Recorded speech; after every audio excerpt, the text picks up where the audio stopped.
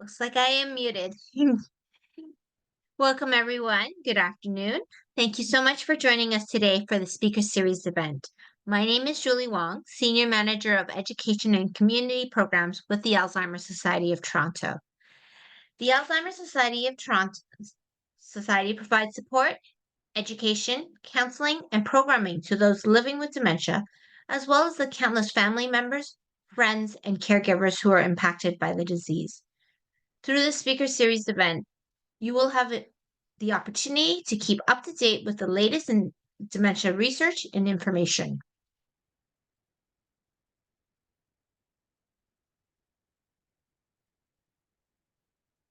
Before we get started, we'd like to open today's event by acknowledging the land we are on today. For thousands of years, it has been the traditional land of the Huron-Wendat, Seneca, and the Mississaugas of the Credit. Today, this meeting place is still home to many Indigenous people from across Turtle Island, and we are grateful to have the opportunity to live and work on this land today. Land acknowledgements do not exist in a past tense or historical context. Colonialism is a current, ongoing process, and we need to build our awareness of our present participation. I hope this acknowledgement is one small but meaningful way of showing respect and acknowledging the presence of honoring the Indigenous people who have been living and working on the land historically and presently. Before I introduce our speakers, just a few housekeeping items. We welcome questions that you may have relating to the presentation. Please feel free to post your questions in the Q&A. There is an icon located at the bottom of your screen, and we will have time at the end to address them. The presentation itself is being recorded. It will be made available to you tomorrow in the follow-up email along with a survey. We encourage you to pass on the link to any colleagues who weren't able to join us today. The webinar is scheduled to be 90 minutes in length. Our presenter will speak, and then we will have time at the end for Q&A and a discussion. Now that the technical aspects have been taken care of, it is my pleasure to introduce our presenters. Today's presentation on work-life caregiver balance is brought to you by Chartwell Retirement Residence. Our speaker today is Grant Hooper. Grant is a business development manager for the Toronto, Mississauga, and Oakville regions with Chartwell Retirement Residences. He joined the company in 2020 and brings extensive knowledge in sales and business development. He's had the privilege to foster valuable community partnerships with individuals and organizations in the Toronto area, and recently has taken on a larger property roster, including Mississauga and Oakville. It is now my pleasure to turn it over to Grant. Thank you, Julie. Just to confirm, will I be sharing my screen? Yes, you can go ahead and do that. Okay, perfect. Hello, everyone. Sorry, just bear with me for one moment while I get my screen up here. I'm just getting a notice that I can't do it while someone else is sharing.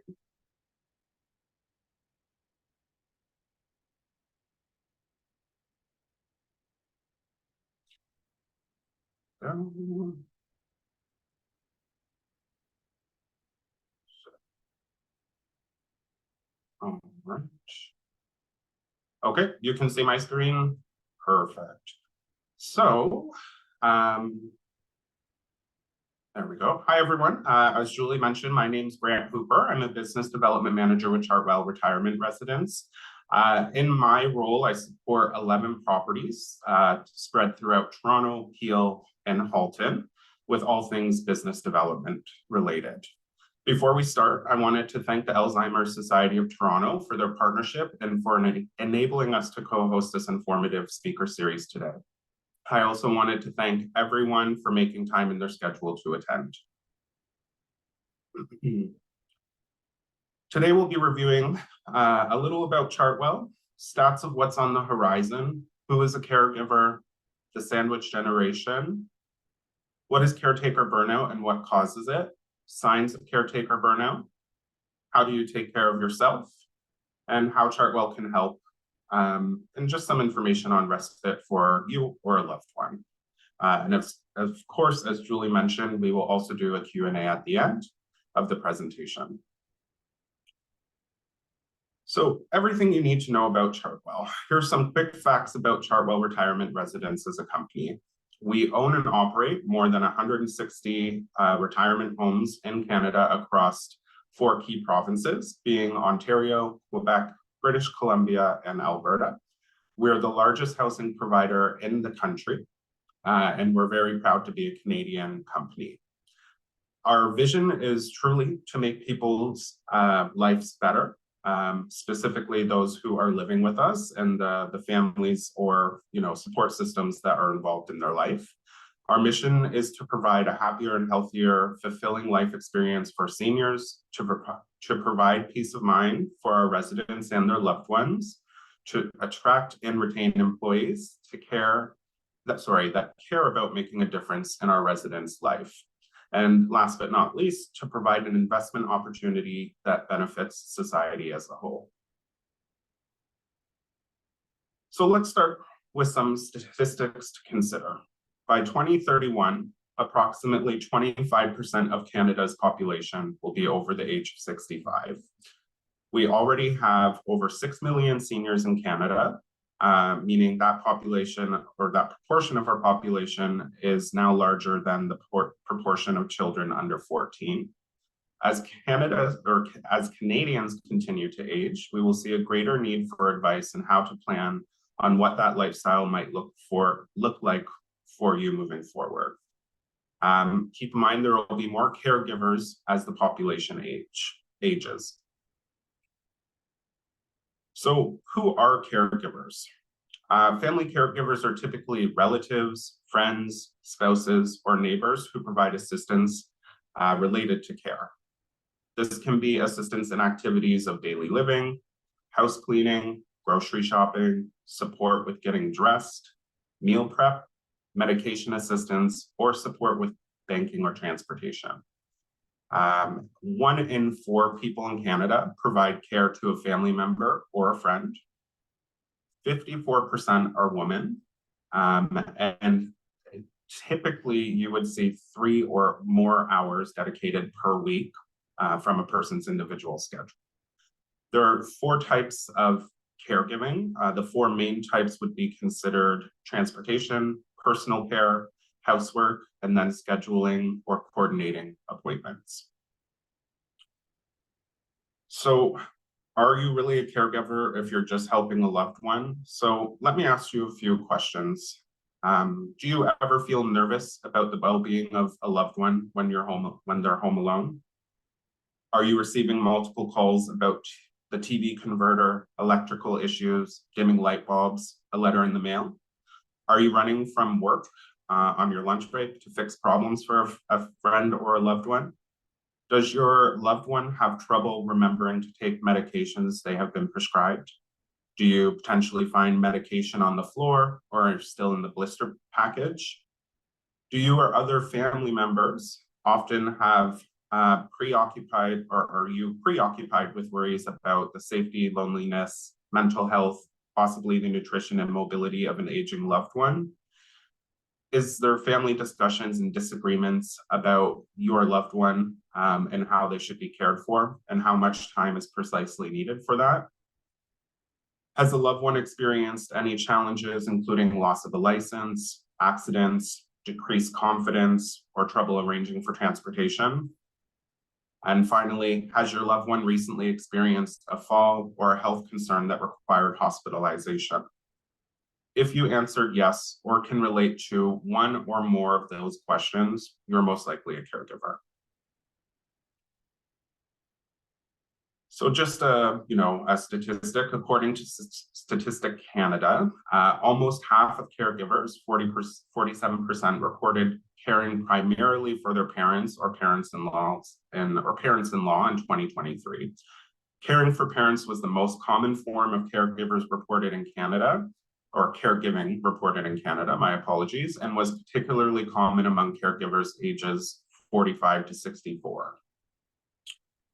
leading us to our next point, which is the sandwich generation. So the sandwich generation includes anyone between the ages of 45 and 65 who have children at home that are under 25 and are caring for a parent or loved one.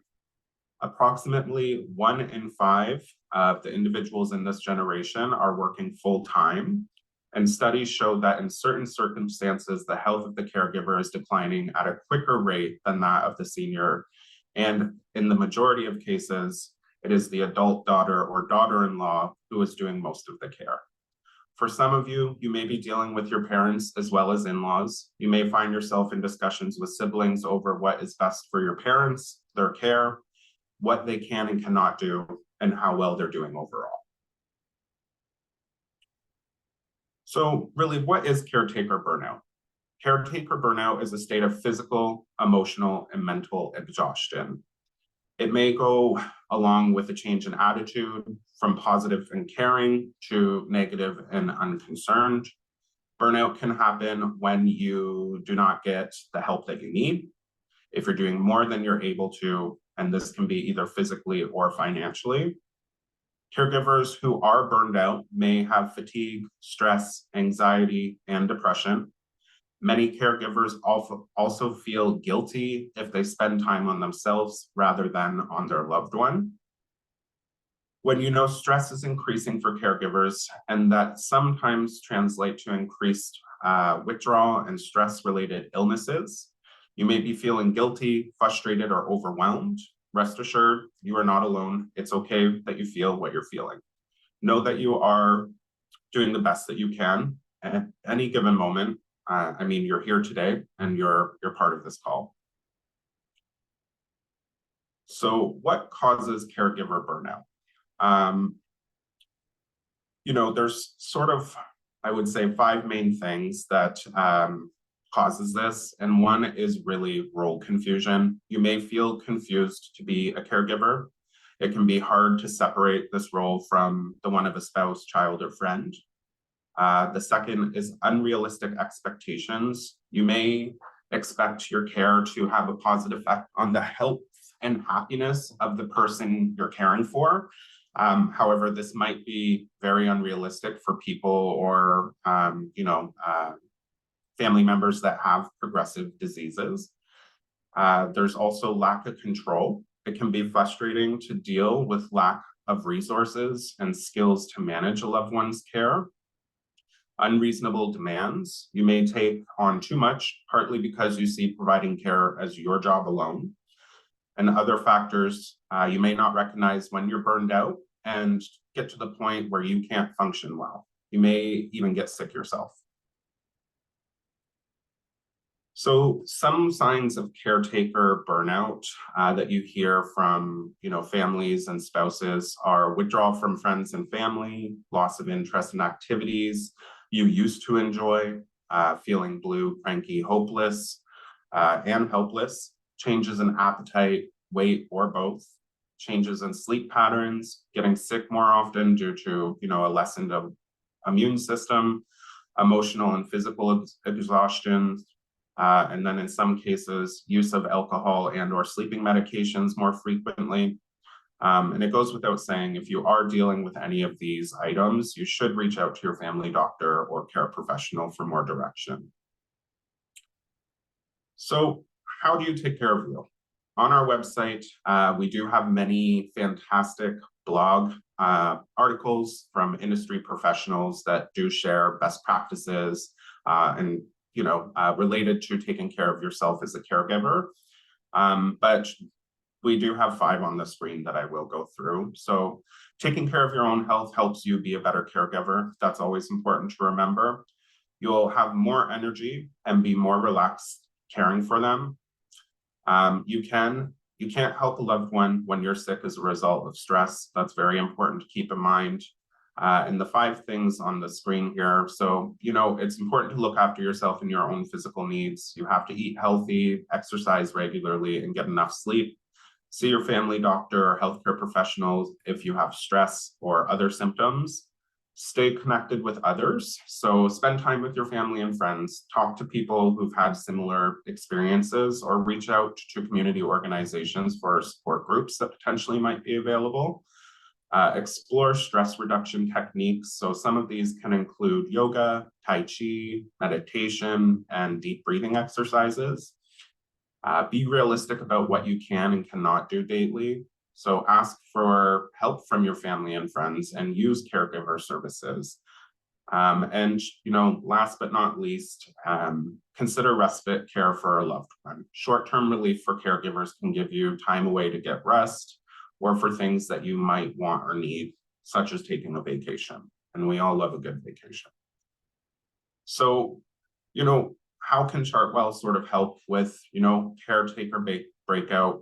It's definitely, or caretaker burnout rather, it's definitely sort of considerations like respite. So respite stays, here's a detailed breakdown of service that is sort of included in our services at all of our properties. So it includes friendly and trained staff that are available 24/7, in-suite emergency call systems or personal pendants, assistance with daily activities. It could be, daily hygiene, daily supervision for monitoring of vitals, the list goes on. Up to 3 delicious and nutritious meals per day, plus snacks, housekeeping and personal laundry service on a weekly basis, and social and recreation experiences. And it really is based on the key pillars of our service. And those are peace of mind, dining well, active living, and care services. So those are really front and forward when we're talking about people staying with us and, getting those services. So, rates do start as low as some instances is $124 a day. And I always compare that to, a stay at a hotel in Toronto. I find that $124 is a much more reasonable cost. So just keep that in mind. And it does include all the support needed for your family.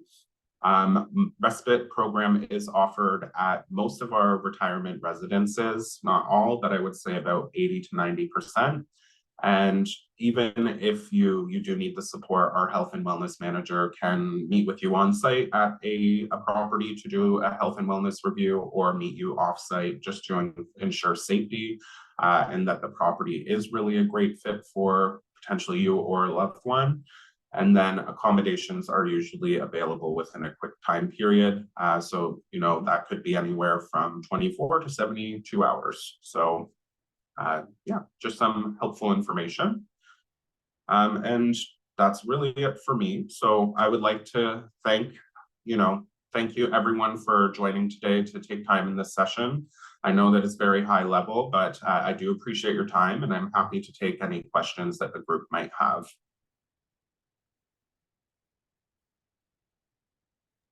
Thank you so much, Grant, for that overview. I think we can see your email box, Grant. Sorry? We can see your email box. Oh, how do I stop sharing? That's not good. Thank you. No worries. There we go. There are some questions here on the chat. So one is, how does respite work exactly? Is it only for the person you're caring for? And also the caregiver. And then I know you've highlighted a little bit about the Chartwell respite option, but how does one go start it? So let's say we do want to look and it is through Chartwell. How do you start? Yeah, for sure. So if you go to chartwell.com, there's always a 1-800 number, 1-866 number, and you can call into the number there, or you can contact me directly as well. So please feel free to share my coordinates.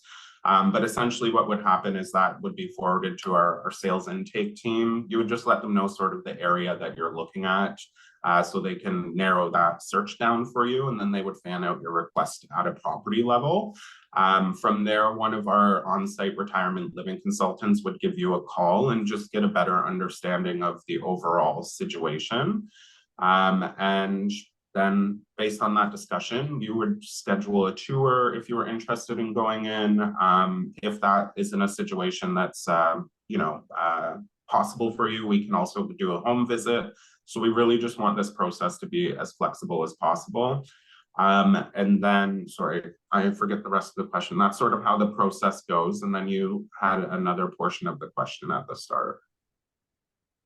So when you're talking about respite, is it just for the person you're caring for, There we or go. is it referring to the caregiver?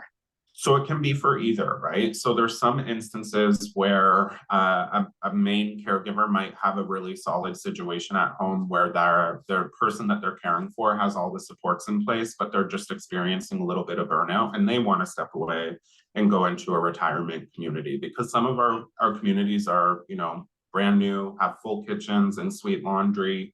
Some of them are, kitchenette situations. So maybe the caretaker wants a week or two away where they don't have to worry about cooking. They can socialize with people, and perhaps they want to take advantage of that.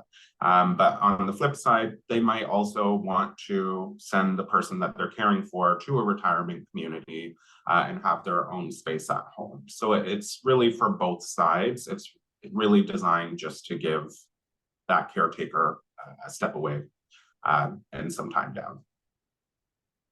Right. So a couple questions related to costs. So I know Yep. you said it mentioned it can be as low as 124, if I remember correctly. That's correct. Is Yep. this covered OHIP, insurance?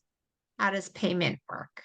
So because we are a for-profit publicly traded company, we wouldn't accept like direct payment from an insurance company. I do know that some individuals have insurances that could pay. That could be like I know that there's like critical illness insurance, there's long-term care insurance, that kind of thing. So usually when people do come to us with those kind of payments, you would pay us directly and then insurance would reimburse you.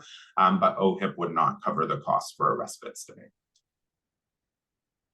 And would you be able to speak to what that 124 covers? What types of services and what might be the extras? Correct. Yep. So in all of our service like that respite, you're going to get, depending on the property, anywhere from 1 to 3 meals a day. If it, let's say, is a property that offers 1 meal and you want to add more, you can. It would just add to the daily cost. But all of the packages would include your emergency pendant, weekly housekeeping and linen and laundry service. It would also usually include some kind of transportation service. So some of our properties have a Sprinter bus, some have an individual economy car where you can book transportation for doctor's appointments or just going off-site to do things. And then the last component that would be included is the daily programming. So we do run programs like yoga, Tai Chi, art classes. There's often, bridge clubs. The list sort of goes on. So it's really a great opportunity for people to be social as well. Okay. And then things that would not be included typically are your care services. So if you wanted medication administration or, daily vital check or help with toileting, those would be additional cost above and beyond. Okay. And then let's say someone only wanted parts of what comes in the basics. Is there an opportunity to opt out and say, I don't need this, I don't want this, I just want X, Y, and Z? So with the exception, we do have some properties that are designed completely a la carte because they do have in-suite kitchens and laundry. But if you were going to a community that had just a kitchenette, you would have to be opted into meals. Depending on your level of appetite, we do have properties that offer either 1 or 3 meals a day, and there would be a cost difference between that. So there is some flexibility. Okay. Now, this is more specifically around someone with maybe cognitive impairment. What kind of supports do you offer? Is it a specific floor? Yeah, so there's two options for people who are dealing with memory impairment. So we do have assisted living, which is available that offers respite options. So if you're looking at an instance where someone's dealing with moderate to, semi-advanced memory impairments, I think maybe an assisted living setting with a secure floor would be good for them.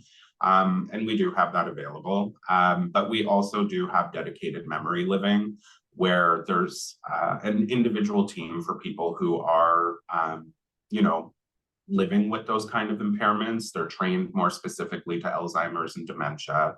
And they have their own kitchen, their own activities for the day, their own outdoor space, and then usually a social worker on site as well. So there's sort of two options, ones that would be a little more heavy into the dementia Alzheimer's sort of situation, and one that's maybe a little lighter.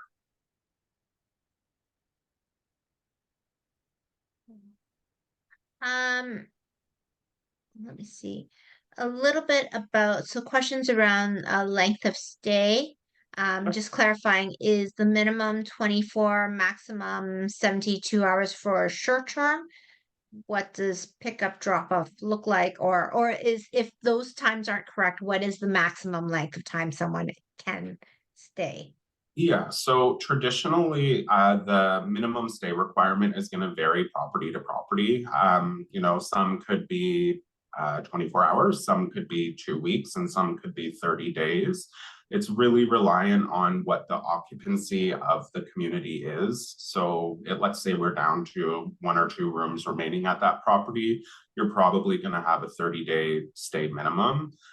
For someone who might be getting discharged from the hospital, that would make sense. But for someone who just needs a little downtime, you might be looking at something that's a little shorter. And throughout the portfolio of properties we have, I'm sure we'd be able to find accommodation that would work within someone's desired length of stay. And then how long could they stay in respite? So typically we would do up to 60 days in a short stay, and then we would approach them to sort of go into a permanent lease situation. But I always do say permanent seems a lot more scary than what it actually is with a retirement community, because all of our lease agreements are month to month. So we just require 30 days notice. Perfect, thank you. Do all Chartwell residences have an occupational therapist on site? So not every property will have an OT on site. However, we have multiple relationships with private OTs or home care agencies that can provide OT. So if there's not one that's on site through family doctor or our team specifically, we can definitely get one that comes into the building to work with our resident. And the nice thing is that most of our properties do have fitness centers that are very helpful for people who are doing OT or PT. This is around eligibility. Are there criteria either related to the diagnosis or health conditions for anyone who is interested in looking at respite care or even assisted living? Yep. So part of our process of admitting people into the residence is a health and wellness review. So that process would be where our health and wellness manager, who is usually an RN or an RPN, would meet with the family or the resident who is moving into the building.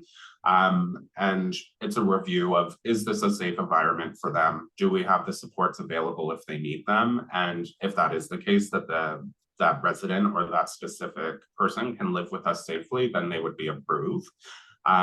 If you are applying to, let's say, an independent supportive living community, like we do have plenty of those, but for someone who has far advanced Alzheimer's, dementia, and they might be a risk of wandering, that wouldn't be a safe environment for someone because there's not a secure floor. So we wouldn't say, well, you can't stay with us, like mic drop. It would be, hey, we can't support you here, but we do have a sister property that's located here in the GTA. Why don't we get you in touch with that? Great. So there's a lot of questions and I'm trying to theme them together if That's they're okay. similar. No worries. So I know occupancy rates depends property to property. What might an average wait list look like if there was one? And if say I want to use respite, how far in advance might I have to think about book ahead? Yeah, so I would say if you're considering respite, um, you're generally speaking, you're okay if you're flexible with location within the city. We're not going to say, hey, we don't have respite availability in Toronto. We can refer you to Oakville. That's too far. But we could refer you to maybe if you were considering a property in the beaches, we could refer you to a property in Hyde Park. So it would still be within the GTA. So if there's that flexibility there, then I wouldn't say that you would really have to worry about a wait list situation too much. But if you're specific to a property and that property might be sitting at a 98 to 100% occupancy, you could wait anywhere from a week to a few months, just because we would have to wait for a current resident to give notice to vacate a suite before we could offer that for resale. But as our lease agreements are month to month, we do typically, I would say, receive anywhere from 3 to 8 notices per month and at any given property. So don't know if you can answer this, but what might a typical day in respite look like? What kind of activities might be occurring on a day to day? Yeah, so it's definitely going to look different depending on who's living with us. But the day would be really what the resident makes of it, right? So let's say you're staying at a property, you have 3 meals. You're definitely going to be getting up in the morning, going down for breakfast, coming back up. You might be meeting with one of our PSWs or health and wellness managers for any care that you need, whether that be medication, whether that be, help with some light housekeeping. You go back down for lunch and you can go back up to your apartment. But strung through all of this, we do have events going on. So a typical day at the residence, we try and have workout classes in the morning. So that could be body balance, yoga, tai chi, a singing group, a coffee group. So in between the meals, you get to choose what things you're interested in partaking in. So it really is an action-packed day as much as you want it to be, or as relaxed as you want it to be. It's really that living setting that enables people to be as social as they'd like to be with the supports that they need from our team. So the question here is respite for someone who is not able to live in a room alone? So respite can be for a caretaker or an individual that needs support. So it doesn't have to be someone that is very sickly and needs help and they can't live on their own. We often do have caretakers who come and stay at our property for 2-3 weeks just because they need some downtime. And then as they're away, family steps in to sort of support the person that they were living with. And again, if the caretaker wants to sort of have downtime at home, then their loved one would be coming to stay with us at respite at one of our properties. So it's available for both sides. Mhm.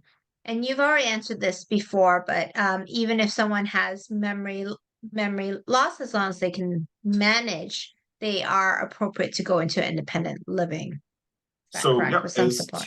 typically what we're looking for approval in independent living is that there's no concerns with wandering, there's no concerns with exit seeking behavior, and there's no aggressive behavior. Just because in those settings, it's not like there's a full team supervising that person all the time. An independent setting is people are supposed to be able to live independently. So if there's no concerns in those areas, then absolutely that individual would be accepted in. But if there are some concerns with the health and wellness manager, then we might recommend assisted living or memory living. So I often hear of people who get rejected from, say, a long-term care home because of behaviors. So Yep. if there is a person who is interested in a facility and is presenting with some behaviors, would they be rejected? So that would be really case by case. The things that we would be looking for is, does that person have the support systems or the support items that they need in place? So, if they are dealing with depression or if they're dealing with, aggressive behavior, does that person have a social worker that the property can call? Or a family member who's very involved in that situation that we can call and get to the property ASAP. And yeah, it would be case by case. But even if that individual person wasn't approved for an independent living community, we would maybe refer them to something a little more assisted living, because there's a more robust support team around them of PSWs and nurses that are on the floor, more involved with the residents. And they're probably going to thrive a little better in an environment with more supports. A little bit of question around staffing. How does staffing at Chartwell Homes change after the pandemic? Are only full-time employees hired, or is there a large dependence on contract workers who could be working at multiple locations? Yes. So the one word that we do not like to hear at Chartwell is agency. So we have a very, very big effort as a company to hire and retain full-time staff members. Of course, if someone calls in sick and we can't replace that shift, then we might have to lean on agency. But the hope is that we have full-time staff that are tenured, because that's an enjoyable situation for our residents. It's a more enjoyable situation for our teams. So yeah, we really do go above and beyond in our recruitment efforts. We typically do job fairs and a lot of community outreach, and work with organizations that are helping newcomers to Canada work as PSWs or RPNs, to try and make sure that we have as many full-time positions as possible. And I would say that we've been very successful, specifically through 2023, and that continues through 2024. So it's been a very good landscape for us. So this question is, do you deal with someone with Alzheimer's who cannot make decisions as to what to do or when to go or eat? Do you provide someone to help and provide that guidance to that person? Yep. So at our properties, we do have programs for, if it's in an independent living setting, we would have a package that you could opt into monthly that would be considered, or that's called redirection and reassurance. So that's going to be a flag with our team to be like, okay, we need to make sure we're checking on this resident to remind them to come down for breakfast, to remind them to come down for lunch, to remind them to come down for dinner. Check in on them, let them know that a program may be running, and bring them to the program. And that's really through the relationships that are built with our health and wellness team, just getting to know the residents. And then in specific to assisted living or memory care, the real focus on that is making that person's world who is living with dementia and Alzheimer a little smaller. So that's why you're going to see programs specific to that secure floor, having an independent dining situation on that floor, so the team can get that individual who's dealing with Alzheimer's and dementia involved in the daily schedule of that community. This is around dining. So is the dining relaxed, or is it sort of more structured? You have to be in at this window and then we have to prepare for the next meal. What does that situation look like? Yeah, so case by property, we do have some properties where you can come in between certain hours. You don't have to make a reservation, and it's very, restaurant style. And then there are some residents where everyone is opted into breakfast, lunch, and dinner. And in those situations, we'll typically have 2 or 3 seatings per meal. And people can come down at their desired seating time. Of course, it is a little bit of a juggling act, but it usually works out over time for residents.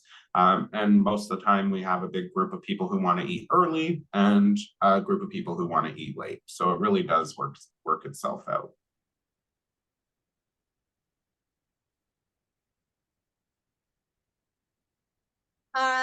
Is there a phone set up in the unit or suite so that, say, I could contact or someone who's not in that residence contact the person that's living there for a short period of time or for the time that they're there? Yep, so most of the time in our residence, either cable or telephone is going to be included in the monthly package. If you're in a community where the cable is included and the phone isn't, the phone would be at your own cost, but there's definitely a hookup within your apartment that you would be able to get connected. And often the concierge can even transfer calls to and from the residents. The residents can call in between apartments if they have a friend in the building. And they can call down to a certain manager if they have a question about, a certain department. So if they want to talk to the food service manager, they can call right down to the food service manager. If they want to talk to the general manager, then they can just call down and talk to the general manager. Great. I'm going to say the answer to this is yes, but I will ask it. Is the caregiver allowed to visit the loved one or the person Absolutely. that's in your home? Yep. So a lot of times people do confuse retirement living with long-term care, and we are very different. So long-term care does have strict visiting policies for caregivers, family members, friends. But our residents, sometimes family will come and stay for a week or two. Sometimes they'll stay, a few nights. We're totally fine with that. We just need to be informed that you have an overnight guest. For fire safety. But other than that, if you're having just normal visitors during the day, they just have to sign in at the desk for contact tracing reasons, but there's no restrictions. Okay. Does the food menu accommodate different cuisines, or is it typically one type? So that's one part. I'll let you answer that part first. Yep. So I would say that our menus, we've had a huge push to be as flexible as we can. So if a certain community has a larger demographic, let's say Italian or Asian, we do start to tweak the menu to feature things that might be well or better received by that specific demographic. But outside of that, we do have menus that rotate by season. We have different options every day. And we realize we can't make everyone happy with one daily feature. So we do have a weekly a la carte menu that rotates. So if you're not feeling the daily feature, you can really order anything. Most of our properties, I would say all of our properties have full kitchens, on-site cooks, and they're happy to, accommodate any request. Of course, we can accommodate dietary restrictions if that's something maybe along low sugar, low salt, low sugar, low salt, might be vegetarian, might be gluten intolerant, those kind of things we can definitely accommodate.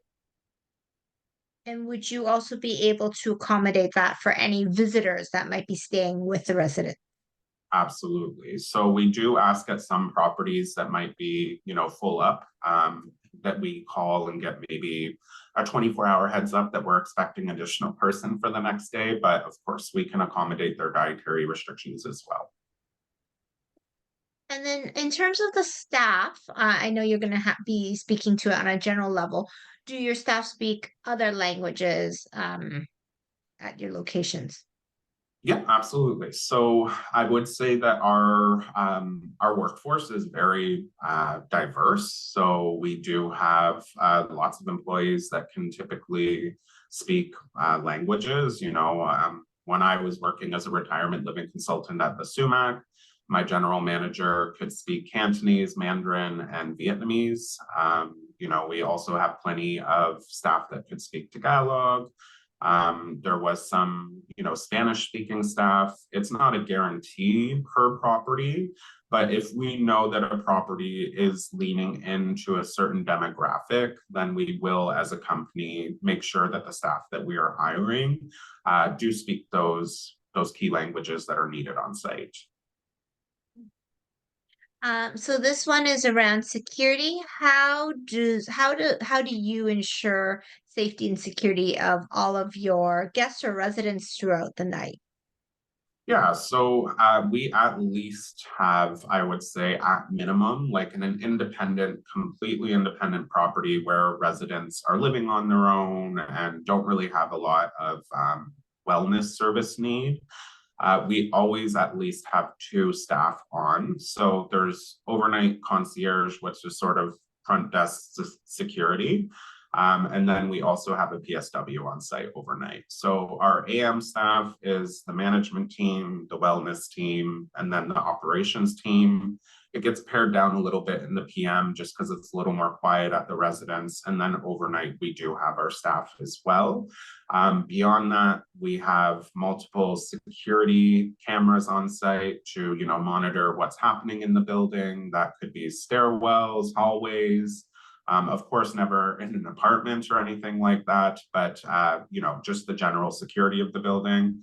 And then most of the time, well, not most of the time, all of the time, the front door does go into lockdown mode after a certain time in the evening, and you can only buzz into the building through the front door. So I would say that safety and security of the building is always front and center, and we really have never had any problems, knock on wood, at least in the Toronto region or Oakville or Mississauga.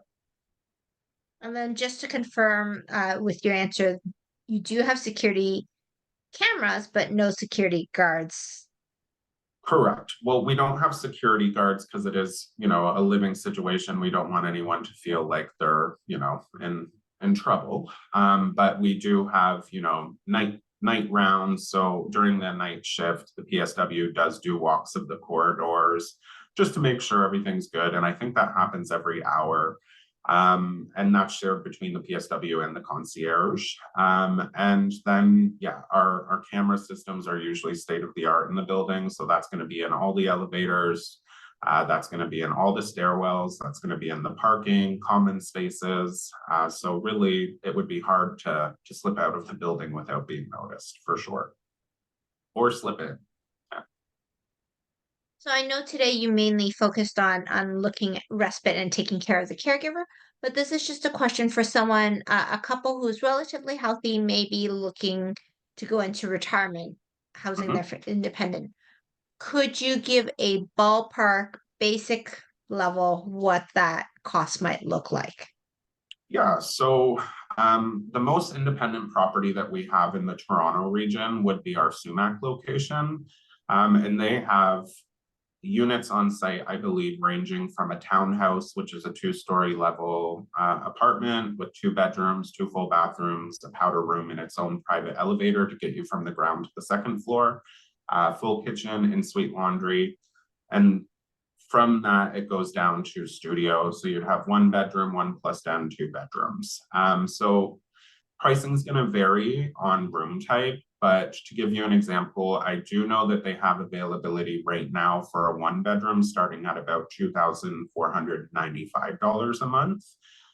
So if you compare that to just a normal rental in Toronto, it's quite comparable in terms of cost. And you're getting a lot of inclusions in your rate. You're getting a courtesy car service. You're getting home phone, cable, and internet usually included. You're getting emergency attendants, daily programming, and then some level of housekeeping. So, there's a lot of times that I think about the own rent that I pay for myself, and I don't get those kind of inclusions in my rate.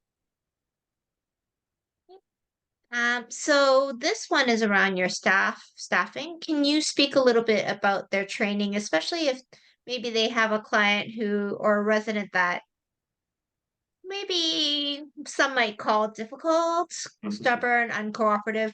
What is the training, or I guess, can you speak to how well the staff are equipped to deal with these situations? Yeah, so we do regular training at Chartwell. We're also a member of ORCA, so we have to do monthly training online. But of course, if we are dealing with a resident who might be a little challenging, that would automatically be floated to a manager level. And we want to step in and just make sure that that process goes as smoothly as possible. Chartwell's a big company, so we have multiple regional resources available to us as well. So if we need to call in a regional health and wellness manager or a director of health and wellness, we can definitely do that. There would be, a discussion with the family, what their expectations are, how we can meet them, and really everything would have to be documented.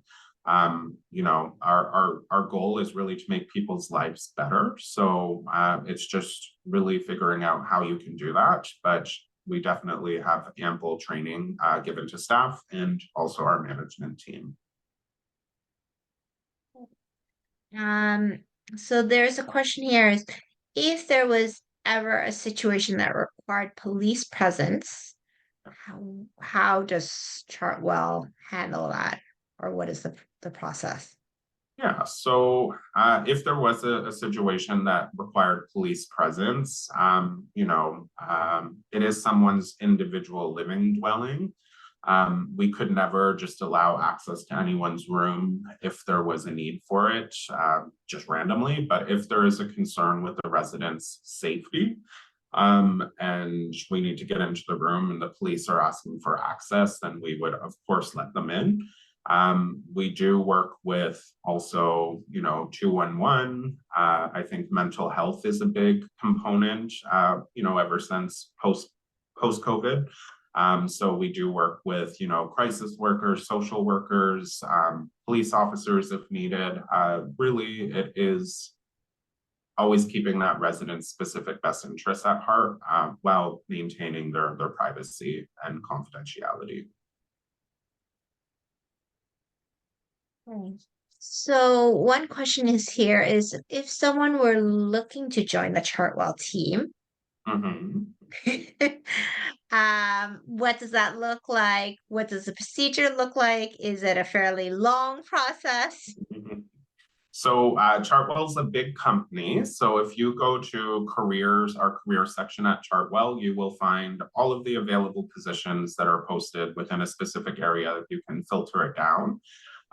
Typically you apply online, and we do have a corporate recruitment team.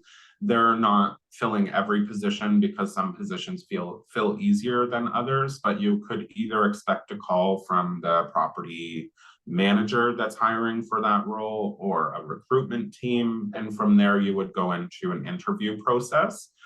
Typically, we're looking to make sure that individual that has applied is interviewing with all the people they would report to. So if you're applying as a PSW, you would only really have an interview with the general manager and the health and wellness manager. So it might be an interview or two, but I wouldn't say too painstaking. I think that's pretty normal. But the one thing to keep in mind is because we do work with a vulnerable sector of people, we do pretty advanced background checks on all of our staff. So you actually in Toronto do have to go to the police station to get a special background check to clear you to work for Chartwell. And then it might be different, if you're applying in Mississauga, Oakville, you might be able to do it online, but it is the same report. And then the other thing that we do have to screen staff members for, I think, is TB. So you might have to get a skin test through your family doctor before you start working.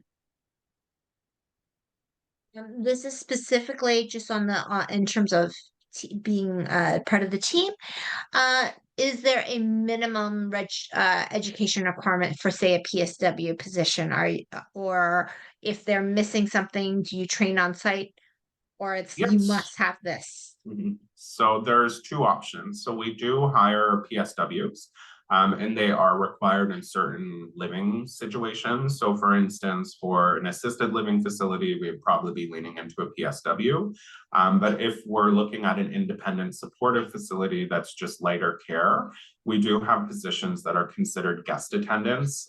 It's very similar to a PSW, but to your point, we would train on the job. That person would work closely with the health and wellness manager. And oftentimes people who start with us as a GA or a guest attendant do end up going to school to be a PSW and an RPN.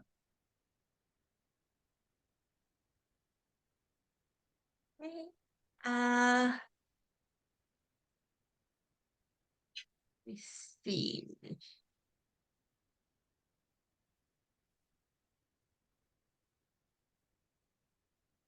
some tricky questions. So this one is, if there was a break-in, say someone from the outside, I'm just going to read it as is. If it's a break-in, people coming from outside, like robbers, drug addicts, who were somehow able to access the building, how do you handle this? So there would be a full investigation. Of course, police would be contacted and we would go through a normal reporting situation. And this is something that would be very rare. Again, I'm going to knock on wood, that would happen at our residence, because we do work with a vulnerable sector of people. Again, the security and safetyness of our buildings is always top of mind in the design, and we always have staff members on site. So for it to get to a point of a break-in or, some kind of lewd behavior happening on site, like drug usage or violence, that would be pretty rare, but we would have to go through the normal process. We might have to submit, security footage to the police. We might have to do a full incident report with the police. It would really be case by case. And then I'm going to assume, so the question in this one is, how do you handle escalations? Could residents get kicked out of that location?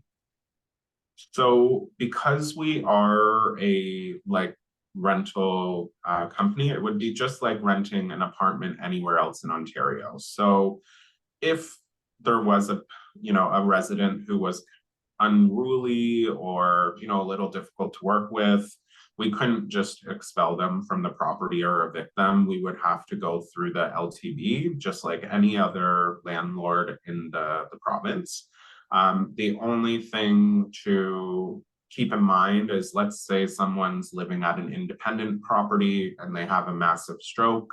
They go to hospital, they go through rehab, and they can no longer walk or have motor function, then it wouldn't be safe for them to return to an environment where they can no longer live independently. So in those instances, we would refer that individual resident rather to an assisted living facility, or they might also go into long-term care. So that would be case by case. But we would never, I always say we're not in the business of evicting people. We want people to stay with us as long as possible, wherever possible. And this one goes back to your staff. If those on staff are interested in taking additional courses, does Chartwell provide financial support for those? So I am actually not 100% sure about that. There might be some yearly things or, incentives that are rolled out on an HR level yearly, but I wouldn't be able to speak to it. But I'm always happy to find information and maybe circle back to your team, Julie, if this specific person would like more information. This one I'm just going to read as is as well. The vulnerable sector check now is only online and not in person, was my understanding. And the company has a code to be provided. Is that the case with Chartwell? That is correct. So we have a letter that is provided to us through Toronto Police Service. So I started with Chartwell almost 4.5 years ago. So that very well could have changed from in person to online. But it would be the same process where we would give you a code that is provided to us, and then you send that in online and just make your payment, and they'll send it to you in the mail. Mm-hmm. And I think just because my team has had to go through the vulnerable sector check, it will depend on the jurisdiction. Some will ask you to come in, some will accept it online. So you do have to refer back to the I guess the jurisdiction, but yeah, the letter asking them to provide it would still be provided by you. Come from us, correct. Yeah. I think you've already answered this, but in I guess the buildings or the locations where you do, it is more of an assisted living ratio of nurses, PSWs in the building working overnight? I think you mentioned one, correct? So assisted living, there would be more. So overnight PSW would be for an independent or independent supportive environment, and that would fluctuate based on occupancy. They could have one, they could have two. But for assisted living, because there is dedicated hours of care, it's really going to depend on that community. But I would be shocked if there was only one overnight PSW. There would most definitely be more on site at an assisted living or memory care. It's not going to be droves. There's not going to be 10 or 15, but there's definitely going to be more than one.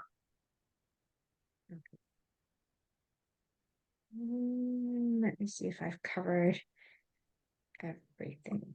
Are you accepting part-time nurses?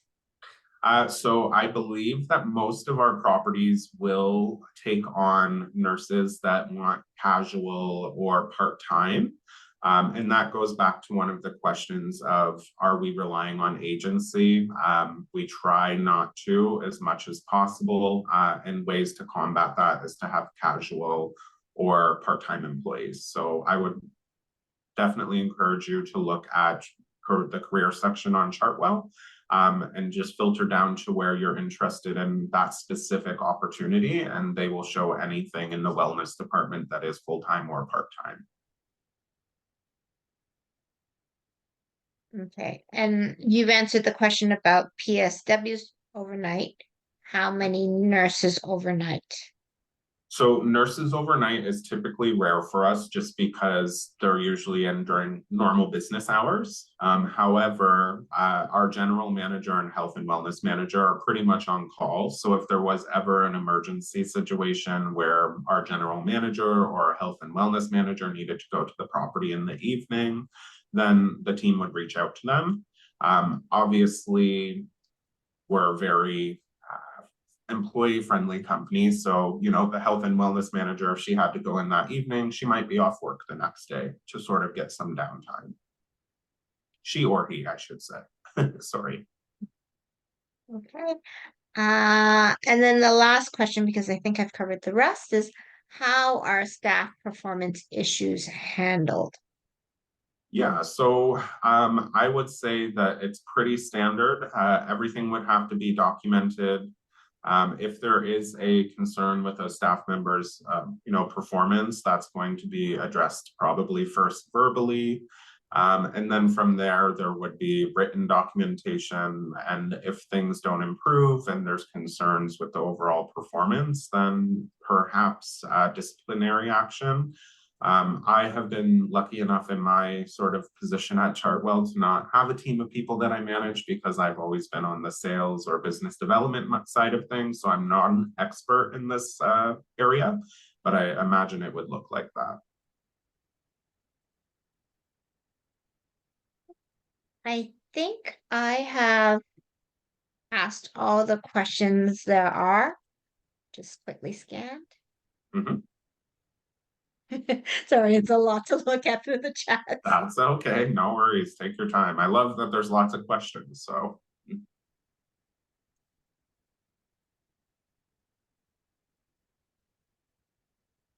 Okay, it looks like we are done. I just wanted to say thank you so much, Grant, for walking us through all the different aspects of caregiving, what are options that are available for both the caregiver, but also the care recipient.